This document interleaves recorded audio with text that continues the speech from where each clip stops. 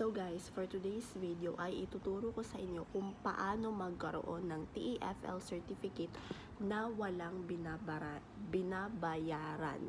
So, ilalagay ko yung link kasi doon na kayo mag-fill up at magsagot na kung anong dapat yung sagutan. Well, it's all about personal naman.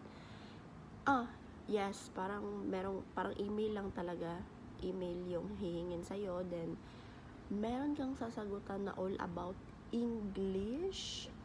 Kasi guys, yung iba kasi naghahanap sila ng gumagawa or nagsasagot ng mga questions, then babayad na lang sila, ganun. Parang instant na siya. So, dito, since wala kang babayaran, ikaw yung sasagot sa mga questions and dapat mong maipasa siya. I don't know kung how many items ba yun, nakalimutan ko na. Basta guys, kung ayaw nyong magbayad, kasi nga naman, meron talagang nang sa scam and na-try ko din na ma-scam. Kasi nung nagsisimula ako, wala talaga akong alam sa mga ganyan-ganyan. May nabasa ko, magbabayad ka lang at magkakaroon ka ng certificate.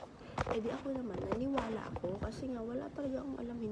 Hindi ko naman alam na may scam pala about sa ganyan. Kasi basta wala talaga akong alam na posible ba talagang ma-scam ng ganyan.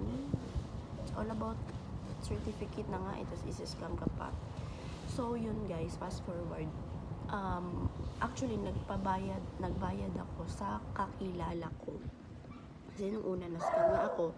So yung pangalawa, doon ako sa kakilala ko and naging legit naman. Talagang email ko lang yung hiningi.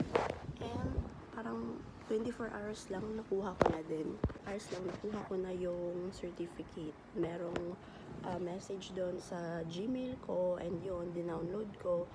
At alam nyo ba guys, sobrang gamit ng certificate, teaching certificate, lalo na pag mag-a-apply ka. Hindi naman lahat naghahanap, pero parang advantage kasi siya kung meron ka nito.